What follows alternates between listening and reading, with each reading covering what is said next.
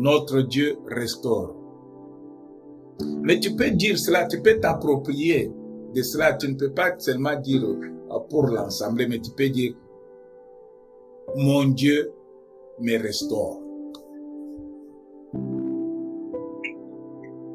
Si tu te mets les propriétés de cette promesse, de cette parole, de cette vérité, tu vas dire, tu vas mettre le pronom personnel. J'ai, je voulais dire mon. Mon Dieu restaure.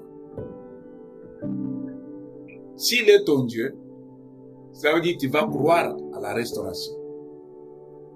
Si tu appartiens à ce Dieu, tu vas t'attendre à la restauration venant de ce Dieu. Mais si tu n'es pas la personne qui est en relation avec ce Dieu, tu peux trouver grâce parce que c'est Dieu qui décide. Parce qu'il connaît qui il aime et qu'il pardonne, qu'il bénit selon sa bonne volonté. Et la plupart du temps, il délivre le peuple qui espère en lui. Amen. Si tu comptes sur ce Dieu, si tu as sur Dieu ton regard jour comme nuit, s'il n'y a que lui qui compte pour toi, qui est l'abri, qui est ton secours, le seul qui se décide, qui a le dernier mot sur ta vie, tu dois connaître que notre Dieu restaure. Et tu peux dire, mon Dieu me restaure. Quand on parle de restauration, cela veut dire, quand on parle de restauration, ça veut dire rétablir à son ancien état. On peut rétablir quelque chose qui a perdu la position d'avant, sa nature d'auparavant, sa condition d'autant, mais qui a pris une autre position. La position qui n'était pas originale. Et on peut réparer ce qui est cassé, ce qui est caché, ce qui est abîmé. C'est une restauration. Si on répare, c'est une restauration. La restauration vise à rétablir la compréhension. Tu peux voir des familles, par exemple, des familles qui sont déchirées. Les familles qui sont séparées, qui ne se parlent pas à cause d'une parcelle qu'on avait vendue. Mais il y a eu un mauvais partage. Quand ils se sont partagés de l'argent, la relation de cette famille est brisée. Pourquoi? Parce que le plus grand a préféré prendre une grande somme et dire à ceux qui étaient petits que non, vous êtes petits. Et ceux qui étaient petits disent que nous sommes égaux dans la famille, nous sommes égaux dans la famille, c'est le bien de nos parents.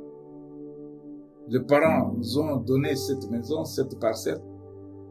Nous l'avons vendue et nous devons nous partager d'une manière équitable. À cause de l'incompréhension qui entre, la maison est vendue. Il n'y a pas eu de partage d'une manière qui pouvait satisfaire tout le monde. La famille se divise maintenant. La famille reçoit maintenant des gens qui ne se parlent pas. Dans la famille, il y a des gens qui ont maintenant des limites dans les relations. Ça veut dire que la relation de cette famille est cassée, est abîmée. Mais pour que cette relation, pour que cette famille devienne solide, il faut que la relation puisse revenir normale. Pour que la relation puisse revenir à la normale, il faut qu'ils arrangent, qu'il y ait attente entre eux. Voilà, au moment où la famille se met encore ensemble, pour nous les Africains, souvent nous avons cette habitude de nous mettons autour d'une table.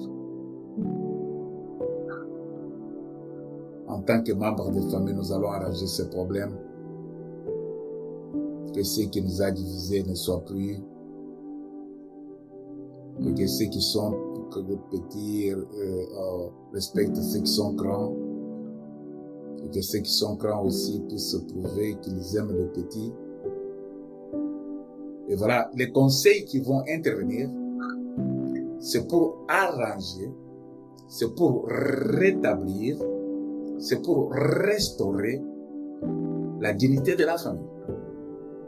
Voilà, restaurer, c'est pour rétablir à son état ancien.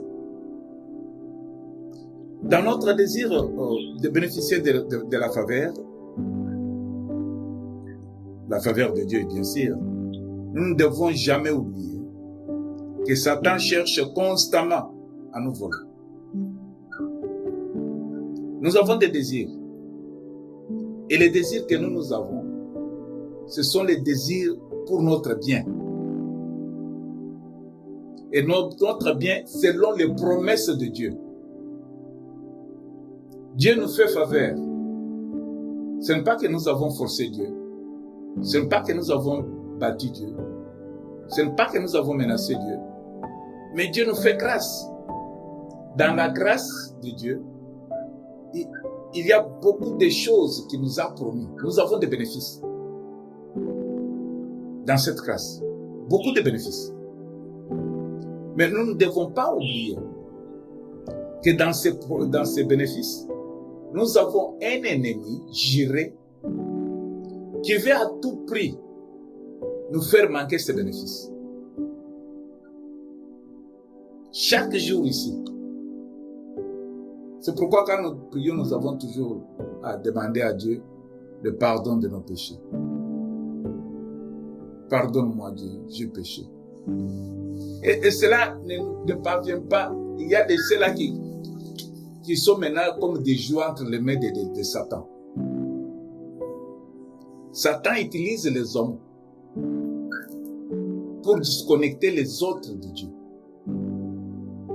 Toi, tu es connecté à Dieu, mais Satan va prendre quelqu'un d'autre pour l'utiliser contre toi. Et de cela, toi, tu seras découragé. Tu vas abîmer ta relation avec Dieu à cause de cette personne à côté. Donc, il y a des relations qui sont formulées, qui sont fabriquées par Satan à cause de sa jalousie pour la grâce que nous avons retrouvée par Dieu. Il voit cette grâce-là que c'est beaucoup ce que Dieu a donné à ces gens. Les promesses qu'il leur a faites.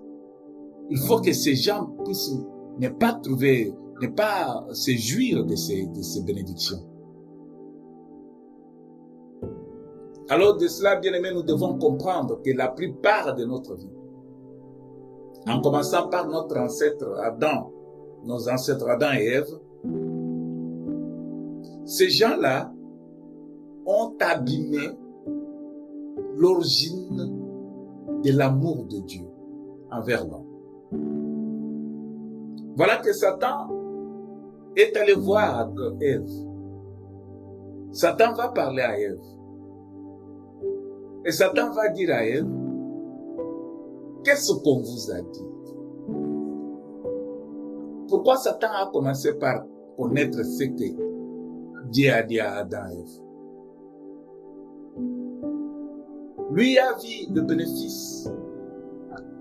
Lui a vu l'abondance des promesses que Dieu a fait à Adam et Ève. Et comme il est jaloux, il a dit, mais c'est trop pour eux. Il faut que j'abîme ça. C'est ainsi qu'il les a approchés. Connaissant déjà les bénéfices que Adam et Ève avaient, il va les intoxiquer. Il va les tromper Et voilà que Adam et Ève abandonnent l'origine de leur faveur, de leur grâce, de leur bénédiction pour prendre les conseils de Satan. Voilà que par là la mort est entrée. La souffrance est entrée. Conséquence de la désobéissance à la volonté de Dieu. Donc ce qui était origine était que l'homme soit heureux, que l'homme soit joyeux, que l'homme puisse vivre longtemps sur la terre, que tout ce que son cœur désire, il puisse l'avoir. Mais maintenant que l'homme a péché, que l'homme a désobéi à la voix de Dieu, il y a eu cassure.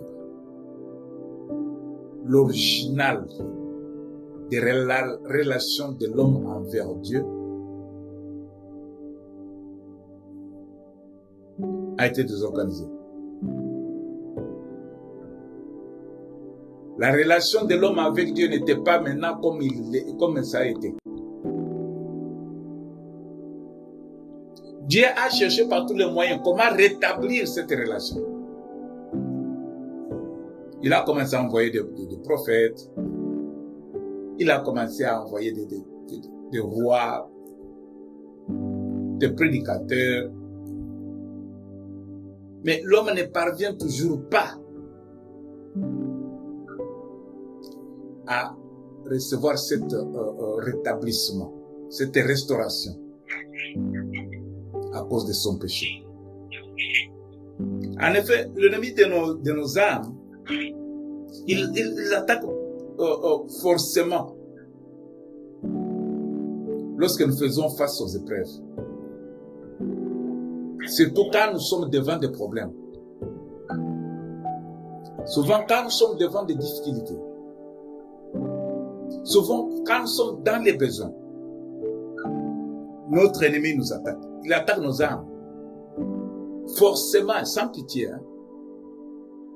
Parce qu'il nous trouve que nous sommes dans un besoin. Voilà que Jésus-Christ prend la position, il prend la décision de faire la prière, il déjeunait. Il entre en prière, il jeûne. Dès qu'il a terminé le jeûne qu'il a fait, voilà que l'ennemi voit les besoins qu'il avait dans son cœur.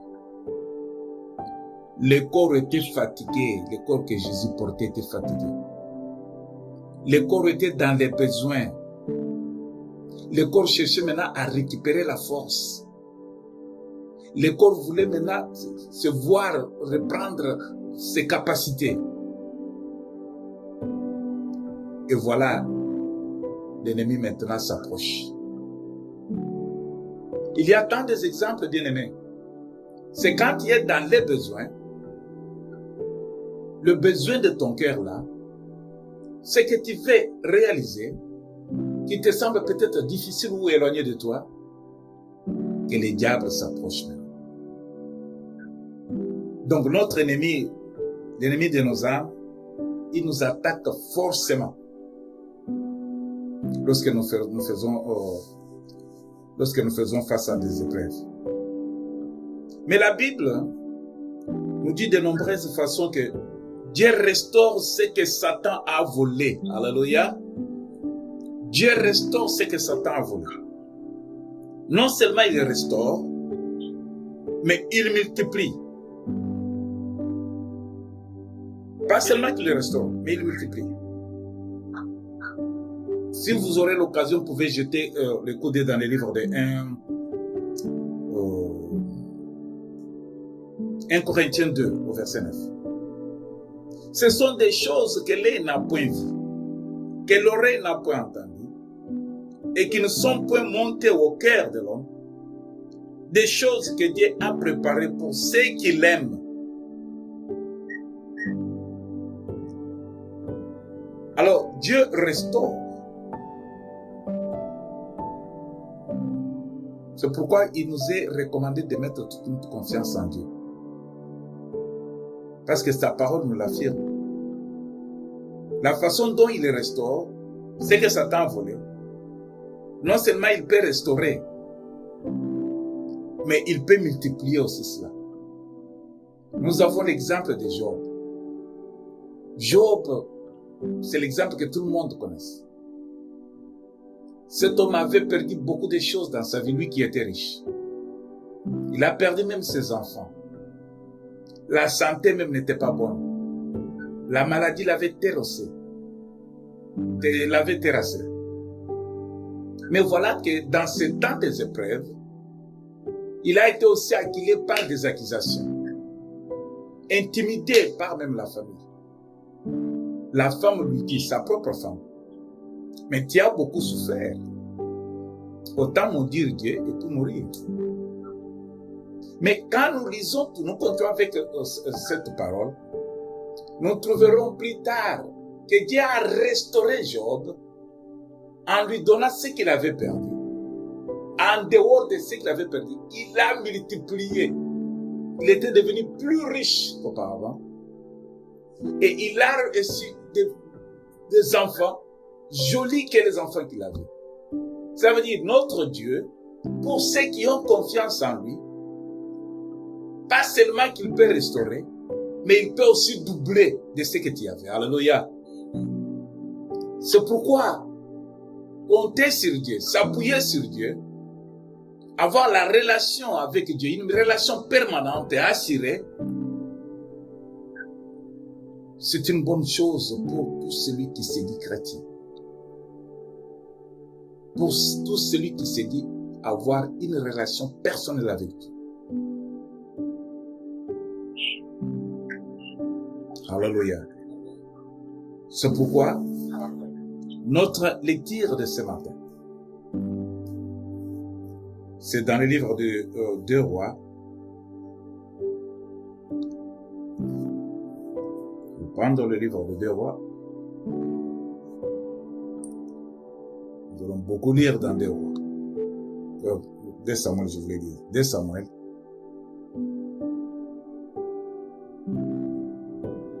Je lis dans le livre de 2 Samuel. Je commence avec 2 Samuel 16, 5 à 13.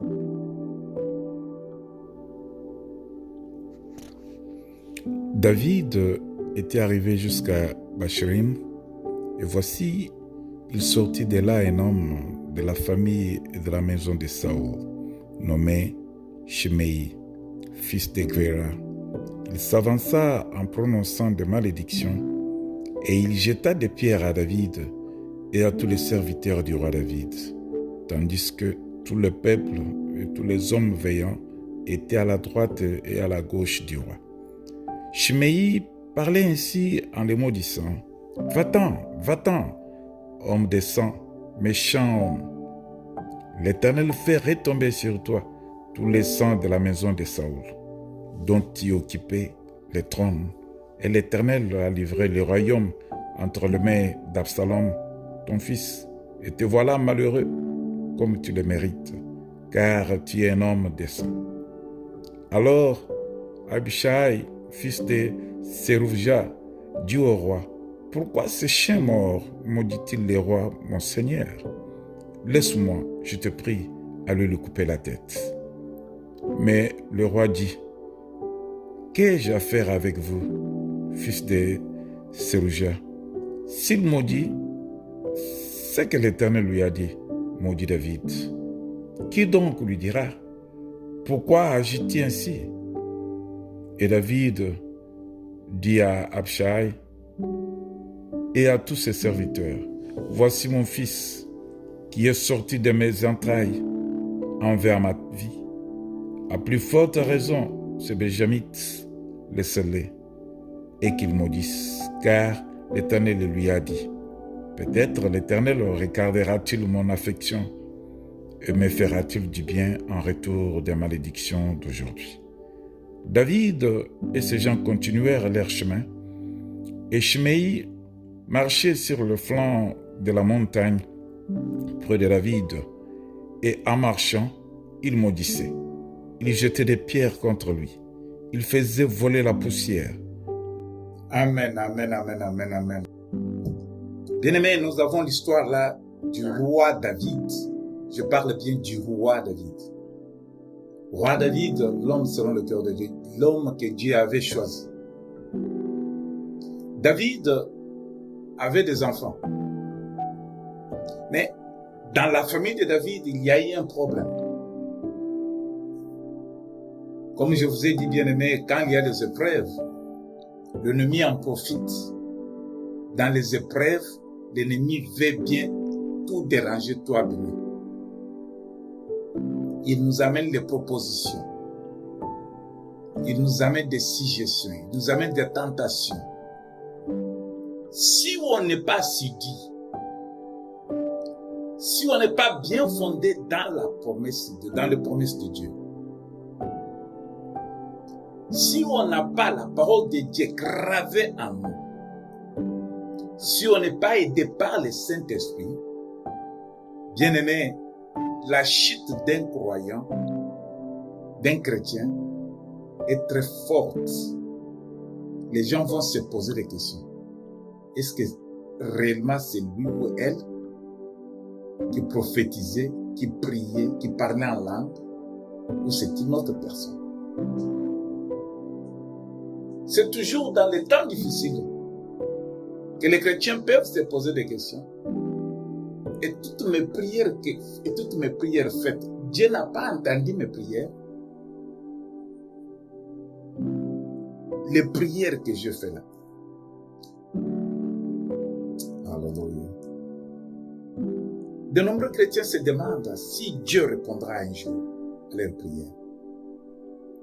Pour réparer une famille qui est brisée,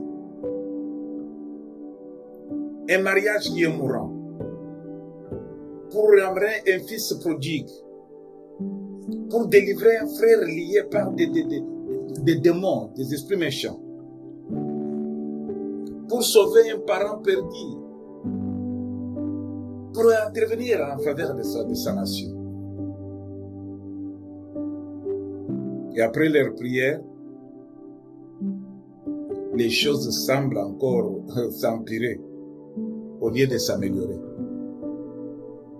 J'ai prié, j'ai fait l'intercession, j'ai donné les autres offrandes, je paye ma dîme, je ne manque pas aux réunions de prière.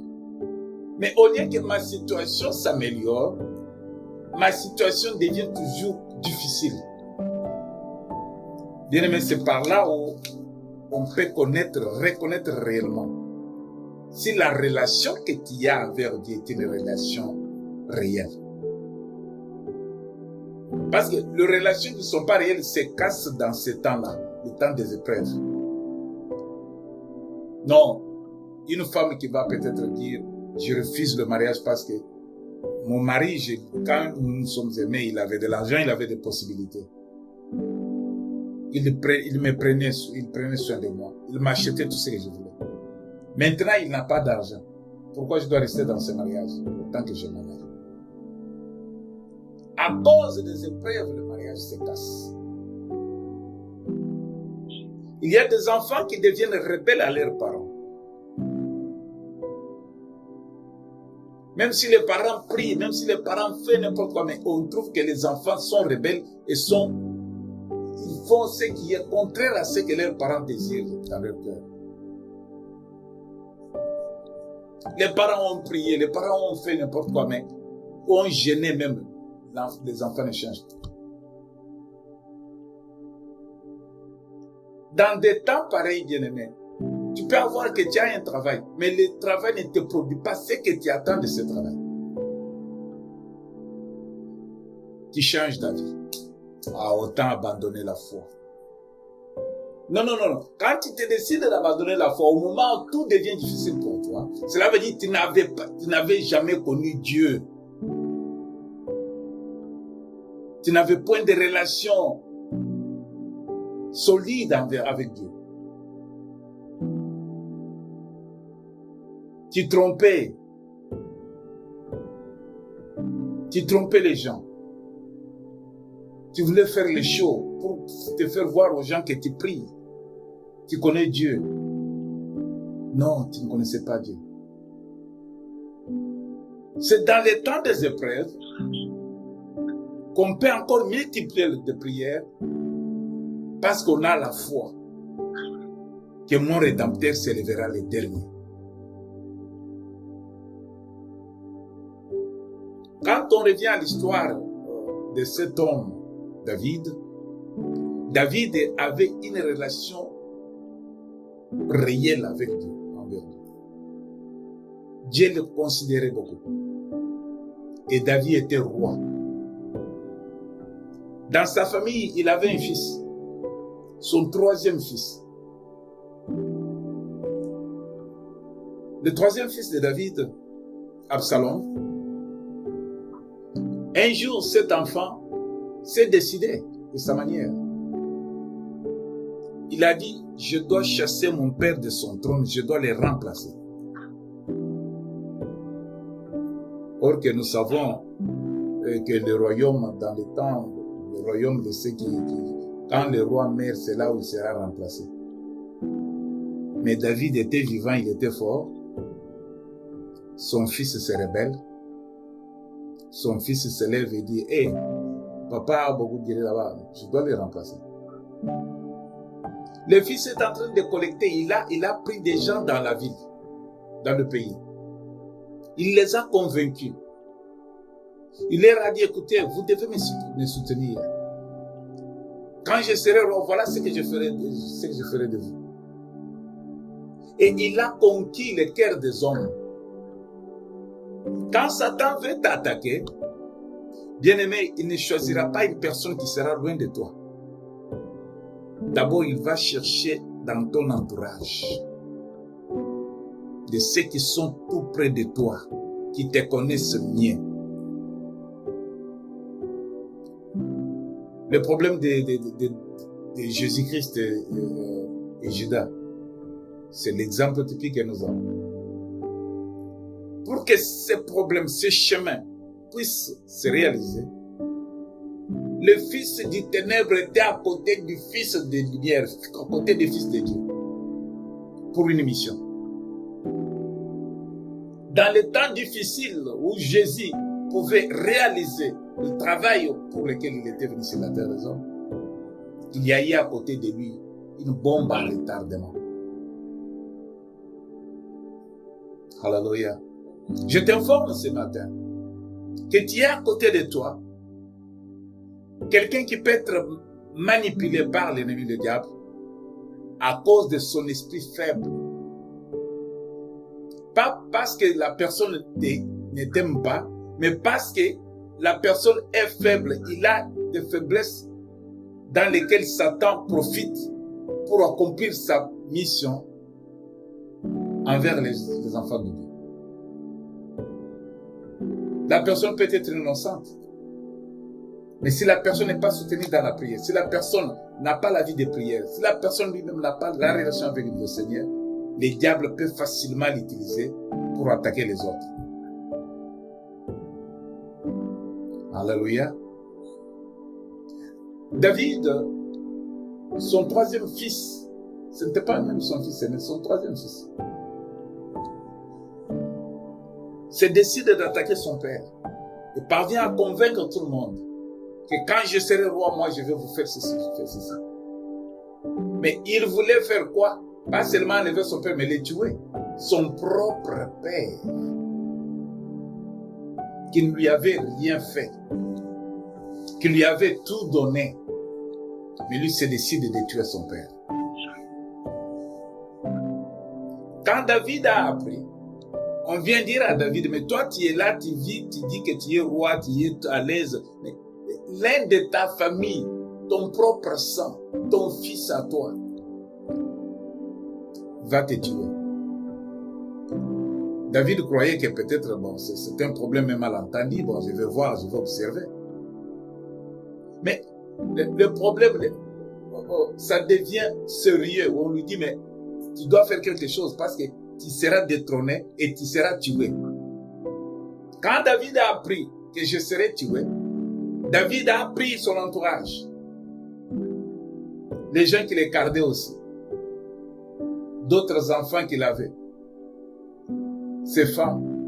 Il a dit non, nous devons quitter ici. Parce que si nous restons, Absalom est méchant. Il va nous tuer.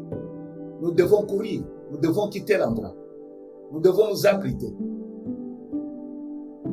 Alléluia.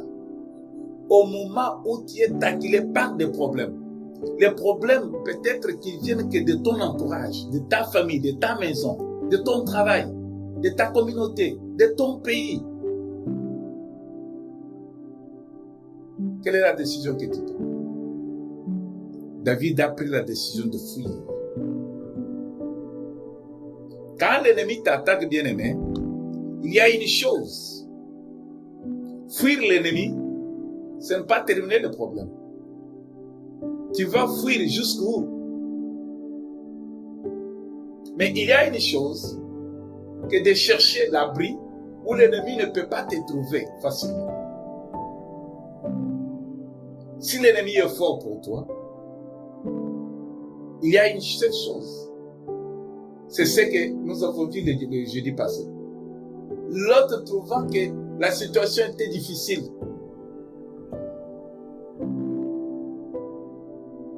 La mort était permanente. La mort était visible, était là. Dieu allait consumer Sodome et Gomorrhe. Mais moi, l'autre, où est-ce que je vais aller? Parce que je suis déjà avancé à l'âge, je suis vieux, je ne peux pas courir, je n'ai pas cette facilité-là. Mais où est-ce que je dois aller? S'abriter quelque part d'autre, fuir le mal, c'est bon. Mais s'abriter, l'endroit où tu vas t'abriter. L'autre a choisi d'aller à la montagne. Notre montagne que nous avons, c'est Jésus-Christ de Nazareth. Parce que la Bible nous dit que celui qui est en nous est plus fort que celui qui est dans le monde.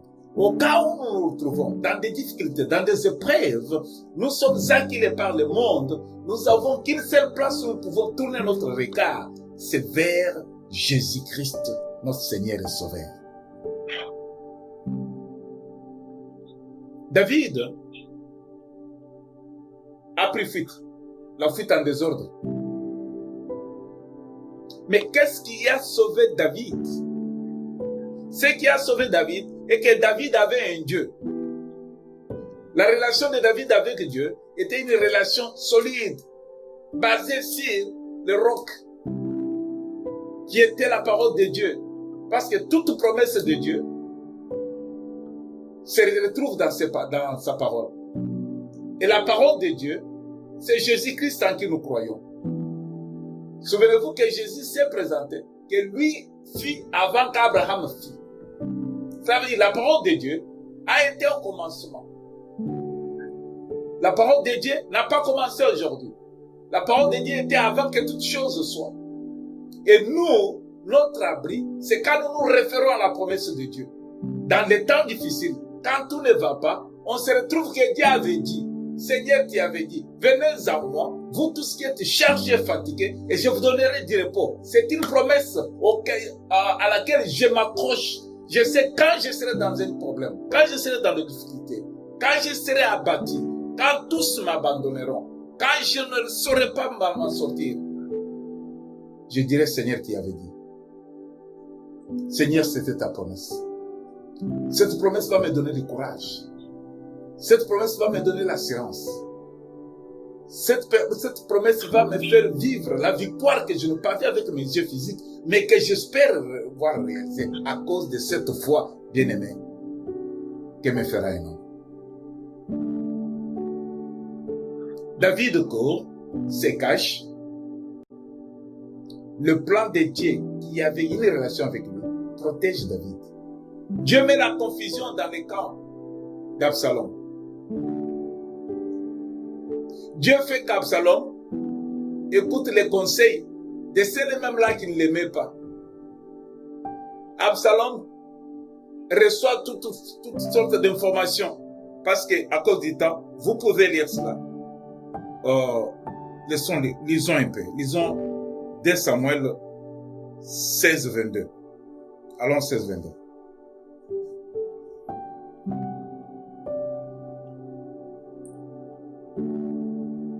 Samuel 16, 22. Je vais lire pour la gloire du Seigneur. On dressa pour Absalom une tente sur le toit, et Absalom alla vers le concubine de son père aux yeux de tout Israël. Le conseil donné en ce temps-là par Achitophel avait autant d'autorité que si l'on y consultait Dieu lui-même. Il en était ainsi de tous les conseils d'Achitophel, soit pour David, soit pour Absalom. Amen. Voilà que Absalom maintenant prend le pouvoir de son père parce que le père a fui. Le père est allé se cacher. Le père a quitté le pays. Absalom a pris le pays en possession. Absalom prend le pays en possession, mais au lieu de faire ce qui plaît à Dieu, Absalom a commencé d'abord à prendre les femmes de son père. C'est déjà, il est dans l'abomination. Il est dans le péché. Il est dans le mal. La première qui a pris le pouvoir de ton père, mais il parvient même à prendre les femmes de son père, deviennent ses femmes à lui. Mais toujours dans les conseils. Ce qui donnait conseil à son père, c'est ce qui lui donnait les conseils. Et c'est par là où Dieu a mis la confusion. Bien-aimé, si tes ennemis, si toi qui crois en Jésus-Christ, si tu as des ennemis qui sont plus nombreux que les cheveux de ta tête, même s'ils viennent par un chemin, sache bien que la confiance que tu as en ton Dieu, Dieu pourvoira et Dieu combattra à ta place. C'est pourquoi il a dit à Israël, il dit, ne vous troublez point, soyez calme. Pharaon que vous voyez là, vous ne le verrez plus. Alléluia. Dieu combattra à ta place si tu marches dans ses préceptes, si tu te poses, si tu te reposes, si tu t'appuies sur ses promesses. La parole de Dieu gravée en toi te fera vivre la victoire, même si la victoire n'est pas encore réalité. Alléluia. Absalom, qui a péché, et prend aussi les conseils. Dieu dit, bon, maintenant il faut que j'amène la confusion dans son camp. Il reçoit les conseils. Les conseils, même les conseils de la personne qui donnait à son père, lui prend ses conseils. Je veux t'informer ce matin que celui qui te combat n'est pas fort que celui qui te garde. Celui qui te poursuit n'est pas intelligent que celui qui t'a gardé. Celui qui complote contre toi, il n'a pas de place dans le cœur de celui qui t'a promis et qui t'a donné la promesse. Ne te trouble point, je suis avec toi tous les jours. David était dans les promesses de Dieu. David était sous la protection divine. Même si tout allait mal pour David, le Rédempteur de David regardait. Il voulait faire voir éclater sa gloire dans les camps des ennemis. Tout ce que Dieu a proclamé, celui qui s'oppose aux proclamations de Dieu, bien aimé, la confusion est totale dans sa vie. Et sa fin n'est pas une bonne fin. Voilà qu'Absalom, lui qui croyait avoir maintenant le titre du roi, il faisait tout ce qu'il voulait, et David est allé se cacher pour couper court. On vient informer à David que c'est grave là-bas, où tu as laissé. C'est tous les pays qui entrent dans le milieu d'Absalom. Absalom, on vient lui informer, on lui dit, bon, tu sais quoi? La meilleure des choses qu'il faut faire, c'est aller attaquer David là où il est. Nous croyons bien qu'il n'est pas avec ces gens, il se cache. Il laisse le peuple à côté, il se cache quelque part. Mais ce qu'il faut faire, nous devons l'attaquer là où il est isolé. L'ennemi veut t'attaquer, veut te poursuivre. Bien aimé, au moment où tu abandonnes, l'ennemi dans ses projets voit que tu es faible de ce côté. Même dans tes pensées, peut-être tu as fait ceci, mais peut-être tu as proclamé cela. Mais lui va partir, mais il ne connaît pas que le Dieu qui t'a créé, le Dieu que tu sers, le Dieu qui t'a sauvé, le Dieu qui t'appelle fils ou fille, le Dieu qui a promis que tous ceux qui comptent sur lui ne sont jamais confus. C'est Dieu la veille sur ton âme jour et nuit. Tous les plans du ténèbre, ce qu'ils font dans les ténèbres, Dieu le voit et le connaît. Et Dieu va t'abriter, va te sauver. Tous ceux qui sont en train de comploter, de loin ou de près, que ce soit dans la famille, que ce soit dans la communauté, que ce soit dans le pays, que ce soit dans ton travail, je te le rassure, bien-aimé, si toi tu es basé, ta foi est basée, si toi tu t'appuies sur les promesses de Dieu, sur l'institut du Seigneur, l'ennemi sera dans la confusion dans ses poursuites. Ils ont commencé à t'entonner avec des idées. Ils disent non, nous faisons ceci. Les calculs des sorciers, nous allons l'attaquer, nous allons l'affaiblir, nous allons les troubler, nous allons les blesser. Ainsi il va abandonner la foi. Nous aurons ainsi l'occasion. Sache bien que dès que tu quittes l'endroit où le Seigneur Dieu te garde, où le Seigneur Dieu te garde et te protège, bien aimé, quand tu quittes le plan de Dieu, là tu es une personne exposée. Tu sais comment être exposé? L'ennemi va t'enlever là où tu peux avoir la protection divine. Il va te donner la colère. Il va te donner l'impatience. Il va te donner le manque de maîtrise de soi. Tu seras une personne sensible aux petites choses. Tout cela, ce sont des tactiques qu'il va essayer. Ce sont des tactiques qu'il va utiliser. Ne fût-ce que pour obtenir ton âme là où tu te caches, que tu te déplaces de là. Le diable, pour tuer Jésus, le diable croyait que si je le tue au milieu de la ville, il y aura d'intervention, les gens peuvent les sauver. Mais il ne connaissait pas que c'était le plan divin de Dieu, que Jésus soit élevé sur la haute montagne pour que tous puissent voir. Car il a dit à Moïse que le peuple d'Israël est en train de mourir dans le désert. Ce peuple a péché contre moi. J'ai envoyé les serpents. Et les serpents vont maudire les gens. Toute personne qui sera mordue par les serpents va mourir. Mais je donne la solution. Si une personne est mordue par les serpents, dites au peuple qu'ils ne regardent pas leurs pleurs, mais qu'ils lèvent leurs yeux, qu'ils regardent sur le serpent des reins, et voilà que la blessure que la personne a obtenue ne va pas la tuer. Voilà que Jésus-Christ devrait, l'ennemi croyait que si je l'enlève de la vie, je l'isole de la vie, je vais le tuer, personne ne va intervenir. C'est ainsi que la mort de Jésus n'était pas dans la ville. La mort de Jésus était en dehors de la ville. Le plan du diable était qu'il sera dans la ville, il sera écarté, les gens vont intervenir. Mais il s'est trompé. Or que dans le plan de Dieu, Dieu voulait que ça soit sur une montagne de la même manière qu'il avait enlevé les serpents des reins. Que Jésus soit élevé au-dessus de toutes ces choses à travers le mot Golgotha. Le diable, avec l'intelligence limitée, pas comme l'intelligence de celui qui a tout créé, il amène Jésus en dehors de la ville. Or qu'en dehors de la ville, c'était pour que Jésus soit sur une montagne élevée, afin que quiconque croira en lui, élèvera ses yeux et regardera sur la croix, élevée sur la montagne haute, de Golgotha, et que cet homme soit sauvé. La connaissance de Dieu, c'est différent avec la connaissance du diable. Le projet de Dieu, c'est différent avec le projet du diable. Là où le diable croit faire du bien, il est en train de faire ce qui va élever le nom de l'Éternel au-dessus de sa volonté. Alléluia. Voilà que David, en courant, il est allé, mais son fils, on vient lui dire, on vient lui donner des conseils. Allons là où il s'est caché.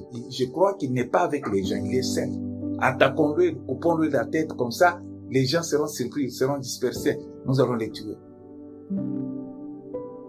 Une fausse information. Une information qui n'était pas bonne.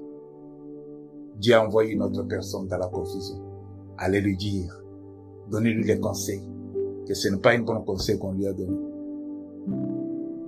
Qu'on puisse l'attaquer seulement là où il est. Le Dieu en qui tu crois, bien-aimé, c'est un Dieu de multiples solutions. Le Dieu en qui tu crois, bien-aimé, c'est un Dieu qui te protège jour et nuit. Le Dieu en qui tu crois, bien-aimé, là où tu ne peux rien, lui va s'élever pour réaliser quelque chose avec toi. Le Dieu en qui tu crois, même si les sorciers s'élèveront, même s'ils sont puissants dans leur monde des ténèbres, Mais devant l'Éternel Dieu des armées, ils sont nus. Dans le monde éternel, ils se voient vêtus, mais Dieu l'Éternel le voit nu. Il les déshabille, pas seulement la nuit, même le jour. Leurs pensées sont dévoilées. Leurs pensées sont confuses. Il peut venir sur une seule chemin, mais l'Éternel Dieu va les disperser à plusieurs voies, sur plusieurs voies. Voilà que le monsieur va maintenant avoir des idées éparpillées. Il dit, bon, maintenant, allons l'attaquer seulement là. On lui dit, non, mais tu sais, ton père là, c'est un homme de guerre. Si tu l'attaques comme ça, tu risques de tout perdre. Tu risques de tout perdre. C'est un homme du sang, un homme de guerre, un homme habitué au combat. Le peuple ne va pas l'abandonner, ils vont combattre aussi à ses côtés. Mais l'homme se décide, il dit, bon, moi je prends mon armée, je vais le poursuivre moi-même, avec tous ceux qui sont à mes côtés. Ils viendront bien aimés. Ils vont se multiplier dans leur stratégie. Ils vont se former un groupe. Mais toi, sache bien, ne circule pas le regard que ta foi en Jésus-Christ ne se trouble point. N'abandonne pas la foi. Celui qui te garde, qui veille sur ton âme, il est vivant et puissant. C'est un Dieu qui connaît les intentions de tes ennemis. Il connaît leurs plans avant qu'ils le réalisent. Il va t'écarter ici dans leurs mains, car il s'appelle l'Éternel Dieu. Quand ils sont venus, sur leur voie avant d'arriver là où se trouvait David, il y a eu des branches qui étaient suspendues sur la voie. Au lieu que cet homme soit arrêté par David, au lieu que cet homme soit arrêté d'abord par les hommes, mais la nature a arrêté Absalom. C'est que l'Éternel Dieu a créé, a arrêté Absalom. Il s'est retrouvé suspendu. Toi, tu es sorcier. Tu veux m'attaquer? Vas-y. Tu veux accomplir la volonté de ton maître? Vas-y. Parce que tu me vois que je suis dans des épreuves. Tu veux m'enfoncer? Vas-y. Tu te moques de mes faiblesses? Vas-y. Mais je vais t'informer ce matin que j'ai pris un Dieu vivant et puissant. Le Dieu qui m'a sauvé. Celui en qui j'ai juré avec la main levée. Il ne m'abandonnera pas. Il t'arrêtera un jour. Ce qu'il a créé, même si les hommes ne vont pas t'arrêter, mais ce que l'Éternel Dieu a créé, t'arrêtera sur ta voie. L'air qui circule, que tu vois que c'est de l'air seulement, mais l'air se tournera vers toi qui me combats. Le soleil se lèvera contre toi. La terre se tournera contre toi. Les arbres, toutes choses que l'Éternel Dieu a créées sera à mon secours. C'est l'armée que l'Éternel Dieu va élever pour t'arrêter. Toi, continue à me poursuivre, continue à m'attaquer, continue à me combattre. Mais je te rassure que ce que Dieu a créé sera une armée qui va t'arrêter sur ta voie. Et tu sauras que l'Éternel est le seul et le véritable Dieu.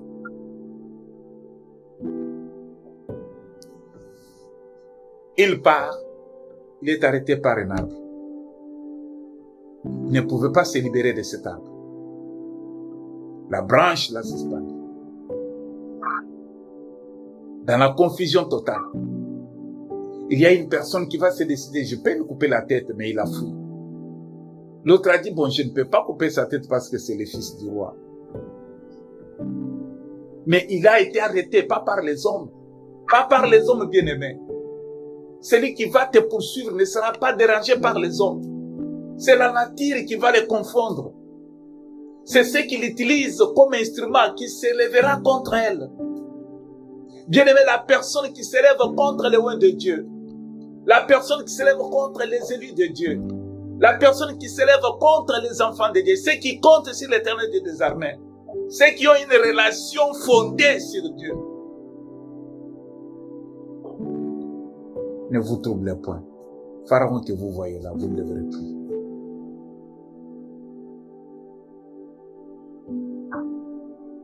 Il a été suspendu. Et il a trouvé la mort là-bas. Avant d'aller tuer le père qu'il poursuivait. Celui qui a commencé, il a débuté. Mais voilà que Dieu, l'éternel Dieu, c'est celui qui restaure. Quand David courait, il y a eu quelqu'un qui s'est levé pour humilier encore David davantage. David détournait sur son trône. Donc, tout a été abîmé. Le bénéfice que David avait, la royauté que David avait, David a manqué à cela. En fuyant, la honte est en train de poursuivre David. Quelqu'un s'élève pour le poursuivre encore avec les injures, en train de maudire David, de lui lancer les pierres.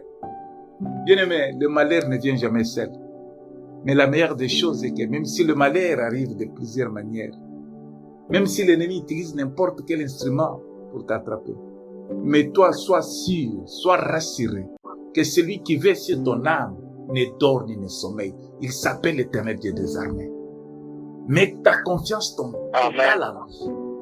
Il ne t'abandonnera jamais. On est en train d'insulter David, humilié par la fuite, poursuivi par les hommes, et on lui lance même les pierres. On est en train de le maudire. David n'a pas réagi aux injures. David n'a pas réagi. Ce sont des distractions. L'ennemi veut que tu puisses te confondre, que tu puisses lui ressembler, être comme lui. Non, non, non, non. Ignore toutes les manigances, les provocations du diable. Ignore-les. Si tu te mets à focus sur ce que le diable utilise pour te déstabiliser, tu perds le temps de la prière. Au lieu de prier, toi, tu prends le temps à répondre. Au lieu de prier, toi, tu prends le temps à regarder ce qu'ils te font. Au lieu de prier, toi, tu es en train de dire, mais voilà pourquoi tu te plains, tu demandes aux hommes, donne-moi des conseils. Et il faut dire, non, continue à prier. Regarde sur la croix, là où tout a été accompli. Toi, invoque ton Dieu. Toi, espère à ton Dieu. Dis à Dieu que ce n'est pas mon combat, c'est ton combat. Moi, je t'appartiens. C'est toi qui es mon sponsor. Moi, je suis à toi avec tout ce que j'ai. Mais regarde ceux qui me combattent. Regarde ceux qui se sont levés contre moi. Ils sont nombreux. Ils se sont levés sur moi. Mais lève-toi devant ma cause. Lève-toi, je suis à toi. Si on me combat, on te combat. Si on me poursuit, on te poursuit. Si on va me vaincre, cela veut dire que c'est toi qui es vaincu. L'Éternel Dieu n'a jamais été vaincu, bien-aimé. La confiance est totale au roi des rois. Ce que j'aimerais est que toi, tu prends soin de mon programme. Tu prends soin de mon projet. Tu prends soin de mon âme. Tu prends soin de ma vie. Que le diable ne puisse pas éteindre mon âme. David n'a pas répondu. L'un des militaires de David, des conseils de David s'est levé et dit, mais laisse-moi couper la tête de cet homme. Pourquoi il doit t'insulter comme ça? David lui a dit, non, non, non, laisse-le. Ne coupe pas sa tête. Souvenez-vous des problèmes de Jésus-Christ. Pierre enlève l'épée. Il va couper l'oreille de Marcus. Parce qu'on est venu attaquer Jésus. On vient pour prendre Jésus. Jésus dit à Pierre, non, non, non, je ne suis pas là pour ça. Remets ton épée. Remets ton épée. Et Jésus va reprendre l'oreille de Marcus pour remettre à la tête de Marcus. Notre combat n'est pas un combat physique, c'est un combat spirituel. Alléluia. Nous combattons en esprit, mais nous ne combattons pas dans la chair. Laissez l'Éternel Dieu combattre à notre place. L'Éternel Dieu avec nous, la victoire est certaine. L'Éternel Dieu avec nous, il voit si nous sommes confidents, il voit si nous sommes fidèles, il regarde malgré les épreuves, malgré les difficultés, malgré tout ce qui nous arrive, malgré la rébellion, malgré ce que nous avons perdu. Mais comme notre cœur est toujours attaché à lui, Dieu s'élèvera le dernier. Alléluia. Dieu s'élèvera le dernier pour étonner. Quand il va étonner, c'est toi qui seras maintenant plébiscité comme le héros, le vainqueur du combat. Or que c'est Dieu qui a combattu pour toi. Alléluia. Voilà que David, en courant, on l'insulte, l'humiliation s'augmente. Qui peut accepter cette humiliation? Je suis destitué. Je ne suis pas roi. Je ne vous commande pas. Je suis en train de fuir. Mais tu es en train de me poursuivre avec les insultes, avec tu me jettes même de pierres. David va dire à son serviteur, ne fais rien. Peut-être c'est l'Éternel qui l'a mis sur ma voie pour m'insulter. C'est l'Éternel qui l'a peut-être mis sur ma voie pour me jeter des pierres. Mais c'est l'Éternel, lui, celle qui connaît. Laissez-les. Laissons la vengeance à l'Éternel. Ne nous vengeons plus. Alléluia. Notre Dieu, c'est le Dieu qui s'élève pour nous, en notre faveur, pour se venger. Toi, tu me combats. Tu veux t'en finir avec moi. Ok, c'est une bonne chose. Mais celui sur qui moi je m'appuie, tu vas tuer ce corps, mais tu ne tueras pas mon âme. Tu vas tout prendre de ce que j'ai, mais tu ne toucheras pas mon âme. La vie que l'Éternel m'a donnée, ce qui est précieux pour moi, c'est la vie qu'il m'a donnée. Mais comme tu ne toucheras pas à ma vie, tu peux tout toucher. Tu peux tout toucher pour me désorganiser. Mais tu ne touches pas mon âme, parce que celui qui me garde veille sur ma vie. Bien-aimés, les détracteurs sont nombreux. Les instruments que le diable va utiliser contre toi à cause de ta foi sont nombreux. Ils sont nombreux. Toi, même si tu as perdu quelque chose, mais sache bien que l'Éternel en qui tu crois peut restituer cela. Pas seulement les restituer, mais il peut les doubler encore. Alléluia. Comptons sur l'Éternel. Appuyons-nous sur l'Éternel. L'Éternel Dieu, il a tout, il peut tout. N'abandonnons pas notre foi. David n'a pas abandonné sa foi en Dieu. David n'a pas perdu la confiance en Dieu. David espérait toujours en l'Éternel. Écoutez, même quand il était attaqué, il avait l'occasion d'ordonner à ces gens de tuer cet homme-là. Mais il a dit, laissez-les. Nous ne connaissons pas, peut-être c'est l'Éternel qui l'a mis. Oui, l'Éternel Dieu a planifié que Judas soit à côté de Jésus. Mais le diable a utilisé Judas, croyant que Judas était l'instrument approprié. Mais c'était dans le plan de Dieu, afin que l'humanité soit sauvée. Tous ceux qui s'élèvent contre toi, oui, bien sûr, l'ennemi croit qu'il les utilise pour te faire tomber, pour te faire humilier, pour te faire échouer et pleurer. Mais écoute bien aimé, la bonne information pour toi est que dans le plan de Dieu, il veut que tout cela s'élève, afin que lui s'élève le dernier, afin que l'on sache que celui qui veut sur ton âme est plus puissant que toute autre puissance et toute autre appellation. David fuit. David continue sa marche. Mais voilà qu'on vient dire, apprendre à David. La personne qui venait donner l'information à David croyait que la personne avait une bonne nouvelle. Pour annoncer à David que ton ennemi qui te poursuivait est mort. David, il s'attendait à voir David sauter de joie que mon ennemi est mort. David croyait bien que ce n'est pas lui, mais c'est lui qui est dans le monde, qui règne dans le monde, qui est en train de le troubler, qu'il a soulevé contre moi. Jésus pria pour Pierre un jour. Pierre avait l'amour de Jésus. Pierre priait avec Jésus. Pierre suivait Jésus. Pierre obéissait Jésus. Pierre se soumettait à tout ce que Jésus disait. Mais un jour, Jésus va dire à Pierre, Pierre, Satan t'a réclamé, mais j'ai prié pour toi. Alléluia. Un jour, Jésus dira à ce même Pierre, arrière de moi, Satan. Un jour, Jésus dira toujours à ce même Pierre, que tu es Pierre, fils de Céphas. Tu es Pierre. Alléluia. L'Éternel connaît ton nom. L'Éternel connaît ton nom. Il ne t'abandonnera pas. Laissez tes ennemis s'élever. Faire tout ce qu'ils veulent. Ils arriveront à leur fin. Mais c'est à ce moment-là que la gloire de l'Éternel va s'élever sur toi. Voilà qu'il a fui. Il fuit.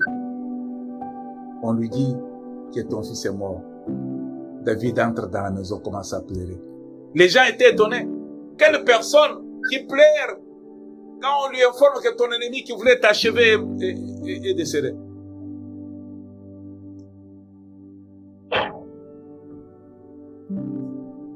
Prions pour nos ennemis. Alléluia. Prions pour nos ennemis. Même s'ils sont nombreux, même si nous les connaissons, nous ne les connaissons pas. Prions pour eux. Tous les sorciers qui nous troublent. Que le Seigneur les visite. Afin qu'il change leur vie, qu'ils acceptent Christ, car Christ est mort pour que les pécheurs soient sauvés. Ils sont dans les plans de Dieu pour trouver le salut. Prions pour nos ennemis. David a pleuré quand on lui a dit Absalom est mort. C'est mon fils, c'est mon sang. Il est mort. Alléluia. Bien-aimé, l'Éternel est le Dieu qui rétablit. Parce que nous sommes arrivés à la fin. L'Éternel Dieu a pris David, qui était humilié, pour le rétablir, le roi d'Israël. Alléluia.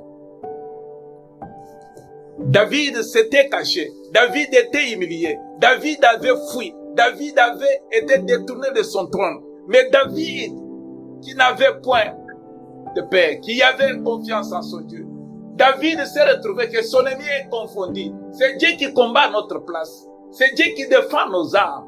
C'est Dieu qui s'élève. Nous proclamer vainqueurs.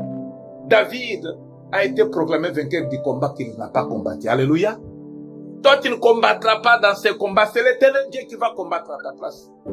Voilà que David s'est levé. Lui qui n'a pas combattu, David se voit maintenant sur la voie du retour vers le lieu où il avait fui, sur le trône qu'il avait abandonné. L'Éternel Dieu a rétabli son royaume. L'Éternel Dieu a rétabli notre relation avec lui. En Jésus-Christ, l'Éternel Dieu a établi. Bien-aimé, tu sais que je veux que tu saches. Je m'adresse à tous les chrétiens. Je m'adresse précisément à toi qui as suivi ces messages. Dans les temps des épreuves, tiens bon. Dans les temps des épreuves, tiens bon. Le Seigneur ne restera pas sans rien faire pendant tes épreuves. Il prépare des grandes choses, des bénédictions pour toi, parce que tu es son enfant. Sa faveur ne s'éloigne pas de toi. Pendant ta souffrance, même pendant les temps de tes problèmes difficiles, l'Éternel a son regard sur toi. Bien-aimé, l'Éternel Dieu rétablit. Il a repris David. Il a remis David. Les combats que David n'a pas combattus.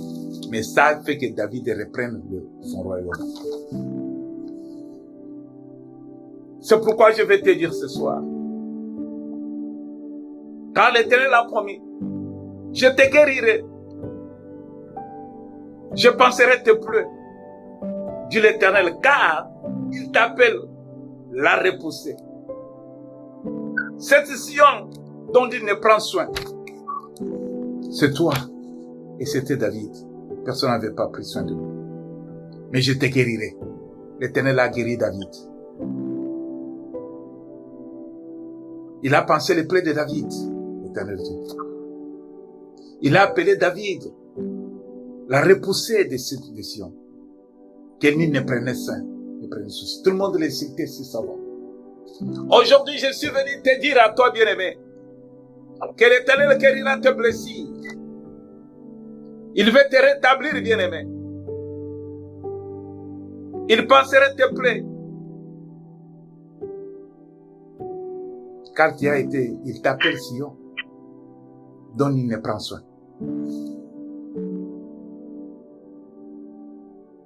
L'Éternel Dieu. L'Éternel Dieu. Mais il dit, je prends soin. Je ne prends point plaisir en toi. Mais voici qui me fasse ce qui semblerait bon. Dieu ne prend pas plaisir à ce qui semble s'appuyer sur le mal. S'appuyer sur le mal.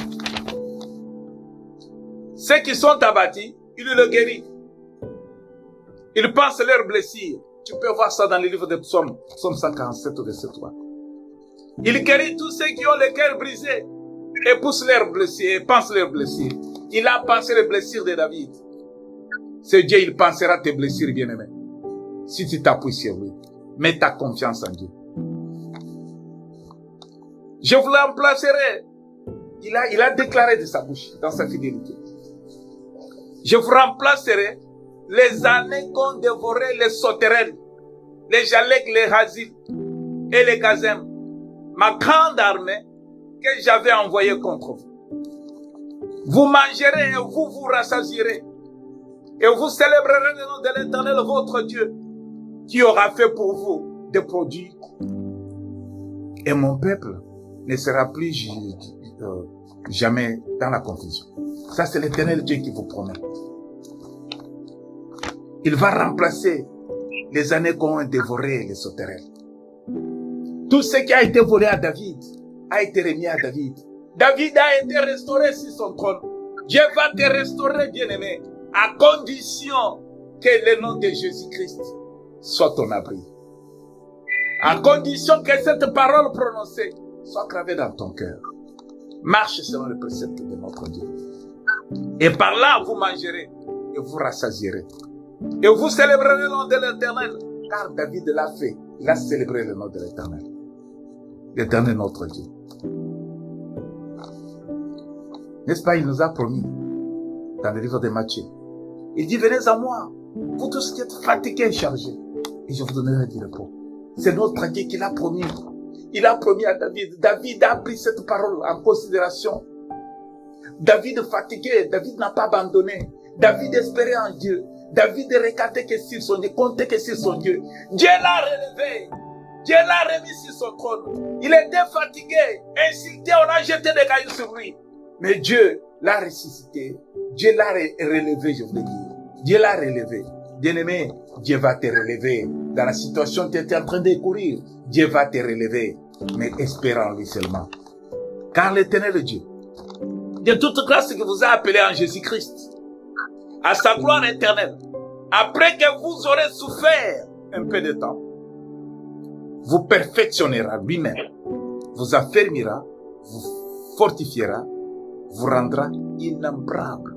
Vous allez voir ça dans le livre de Pierre, 1 Pierre 5:10. Il restaure mon âme.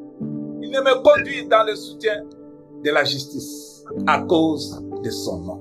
Alléluia. Il restaure mon âme. Il a restauré l'âme de David.